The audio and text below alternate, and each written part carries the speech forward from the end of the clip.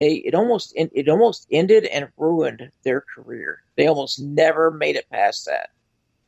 And they're not the first, and they're not the only. But there's been many bands who have been victim of being cornered into doing something they didn't want to do because the label felt it was best. They had the best shot of selling records that way, not being true to who they were, but selling records, which I understand. It's a business. But now, to your point, Jason, here we are in a situation where they don't need the labels like they needed them 30 years ago. So they do have to reposition themselves. And I think Spine Farm is onto something by doing that.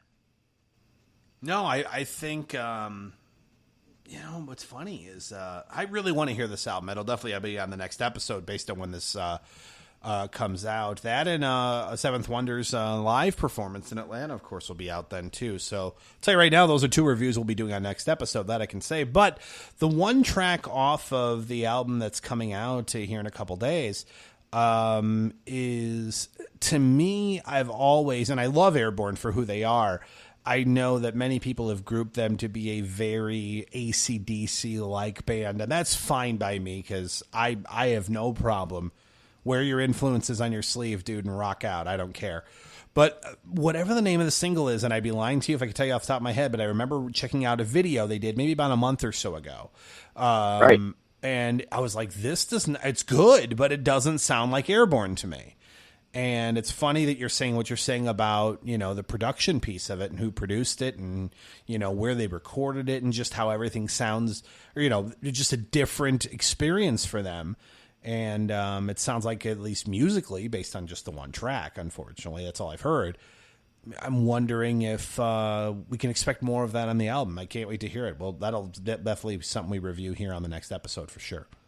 Oh, absolutely. Wow. So that is news, the longest news segment we've ever done. But fascinating conversation there, Biv. Thanks for a lot of the stuff you brought up. And again, hopefully you guys got a lot out of that too. And again, like I said in the beginning, and I'll say it again, and I'll continue to say it, this is authentic conversation as you can get. And, if we were all gathered around the table here in the Kensington Place studios, you'd be having these same conversations back and forth with us. But that's the latest in metal news. But now we got 3 killer albums to get into, Biv. So it's time for some metal reviews. Let's do it. It's time for new metal album reviews.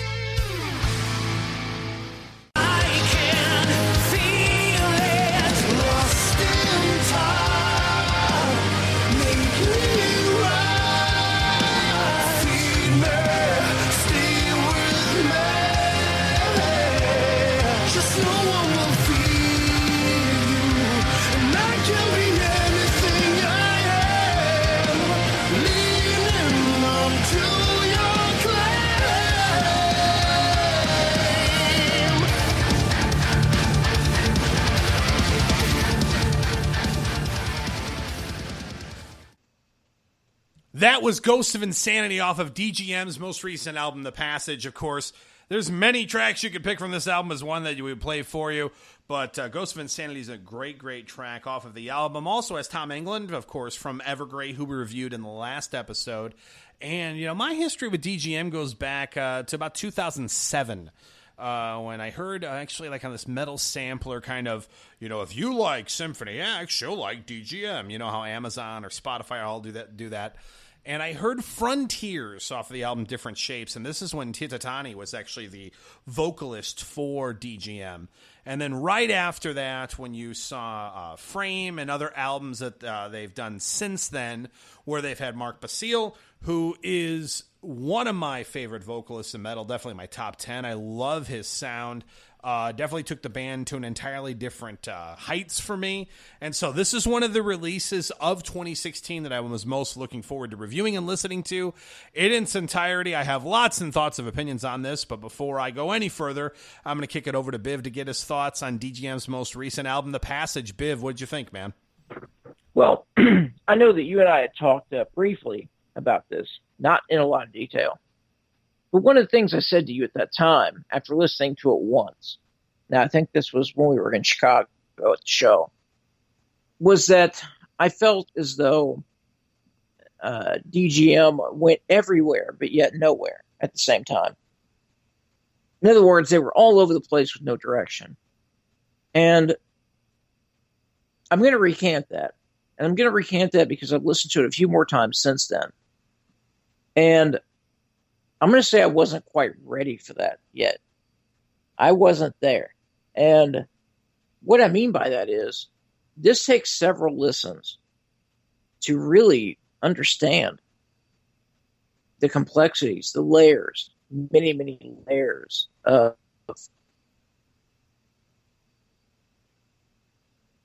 after listening several more times. Reminded me of a very, I don't want to say complicated because that sounds, it just doesn't sound good. It has a negative connotation. But a very complex type of sound that is really meant for true fans of progressive metal. The musicianship on this album is phenomenal. I guess what I was really missing when I first listened to it was the big hooks, the big choruses. Once I got past that and realized that there's so much more to this album than that, I think that's when I took a turn. And as a result, after listening to this particular CD, I'm ready to upgrade my opinion of it considerably. And not just of this, but it's made me at least curious enough to go back and listen to their other CDs as well. Now, I know they've had progressive elements all the way through, even though they've changed lineups many times throughout. In fact, DGM, which used to stand for the initials of the founding members, now they have none of the original members. Now, I can't think of another band on the planet that has none of the original members. Usually it's like one guy who's hanging on. They have none. But yet, this sound just continues to evolve, but yet in a natural way from one CD to the next. This one, after listening to it a few more times, it has grown on me. I do love it. I'm going to give it an 8, a very solid 8 out of 10. Well, that's definitely different from like we've talked before on the show. We try to make this as authentic as possible, and we don't discuss our reviews prior to, but we couldn't really help it when we were in Chicago at the concert, where we kind of briefly just mentioned a couple things. And at the time, I thought, luckily we don't have drug screening to do a podcast together, because I would have been like, all right, well, Biv, clearly you're on drugs. Because at one point in time, at least your opinion of the album was like, what the hell are you talking about? So I'm glad you came around at least a little bit. But, what's funny, to your point, yes, the members of the band are quite different, but at least the backbone of the band to me are Mark Basile and Simone Mulroney. And Simone and Mark, well, Mark came in 2008. Simone came in 2006-07 timeframe, right around when Different Shapes came out. But every album since has been, like I said, I can't describe this any more differently than take symphony acts at their peak, which for me would be like maybe the Odyssey or Paradise Lost era. Some may disagree, but that for me is the Symphony X sweet spot. Take that, and I think crank up the musicianship just a tad more, and you have yourself DGM. So if I've described the kind of metal you're into, you will absolutely love this album. This is, when you look at the passage overall, The Secret Part 1 and 2, great tracks. I know Animal, which is actually one of the first singles that released, to me, what saves that song, and this is where I find it weird, Biv, because you're looking for the big chorus, the big catchy part of it. Animal is saved by the chorus, in my opinion. I think music-wise, it's okay, with a very almost Iron Maiden, like Yannick Gers sounding intro to the song. And then it's, it's okay. And then, the chorus comes in and you're like, okay, now this is, back on the right path again. As you heard, Ghost of Insanity, killer song. The track Fallen is great. The song The Passage is great. Disguise is kind of a weird 2-minute interlude-like track. I don't really know what they're doing with that, but Portrait and Daydreamer are great. Speaking of Symphony X, Dogma actually has Michael Romeo from Symphony X. Doesn't sound like a big surprise there because, again, very similar guitar technique, and even DGM will tell you they're big Symphony X fans, and you totally hear it in Simone's guitar playing by far and away. And in Sorrow, Biv, I thought of you. It's the final song of the album. It's a ballad and an actual pretty good one. Just there, with the exception of Disguise, which is kind of a throwaway track that I really don't know what the point of it was, at least in my opinion. This is one of the better albums I've heard all year. It is just incredibly well done, a headbanger like crazy. Very intricate guitar work, just top-notch musicianship. Mark's a great vocalist with a very distinct sound to him. Every album I've heard since Frame has been better and better. You had Frame, which was the first full one with Mark. Then you had, was it Reason? I believe. I know Reason was the first single off their last album. Was it Trust? Gosh darn it, that's going to drive me nuts, the name of their last album before The Passage. But, another step up. In regards to, the quality of music they do. Momentum, what am I saying, was the name of their album in 2013.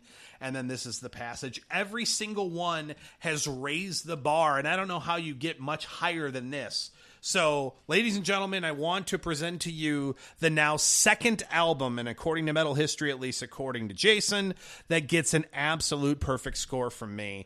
This album rocked my freaking world, and it's a 10 out of 10. Hands down in my world. So Biv gave an 8 out of 10, which based on our conversation a couple of weeks ago, I'm surprised it's that high, but I'm glad that you found an appreciation to it. But for me, album of the year material, perfect score. Wow. So good album. I don't know if I'll give it a perfect score, but good album. Yeah. Incredible stuff. We all have different cups of tea. This just happens to be a really, really good, yummy cup of tea that you should drink down in your progressive metal belly. Just saying. The Passage by DGM. Check it out now. Stop the show. Listen to it now. I'm dead serious.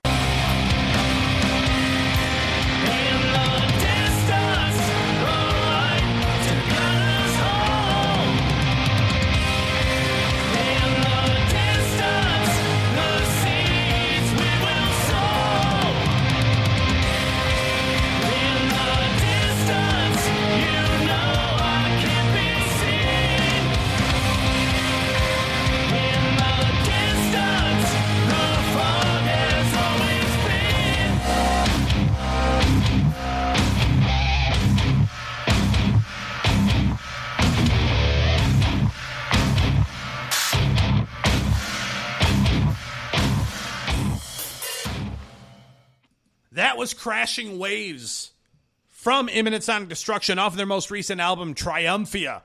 Of course, if you are an According to Metalhead, you've probably recognized that name, or at least should have if you're paying attention, because on the last episode of the show, we had Tony Piccoli from Imminent Sonic Destruction on the show to talk to us about this album, and now here it is for us to listen to. And again, later on in the broadcast, we saw him live and in concert, so we'll get to share with you our thoughts on that. And it just so happens, on the night we saw them live in Chicago was also the night this album was officially released.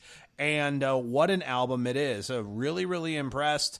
If you heard our interview last week, you knew that we were fans of Recurring Themes. We thought it was a great album. And, Tony had kind of said, well, we are who we are as a band. So the sound you've come to like and expect from us, you'll continue to hear on this one. But to quote Tony, I think you'll dig it. Well, Tony, you're right. We certainly do. Biv, I know that you especially really were impressed with Triumphia in our brief conversation we've had about it. And especially we got to see, 4 or 5 tracks off the album performed in front of us live. And so, let's just get right to it, Biv. What did you think of Triumphia, man? Man, first of all, their first CD was really kind of what put them on the map for me. And when I heard it, I was like, these guys really are a very nice progressive metal act that has potential.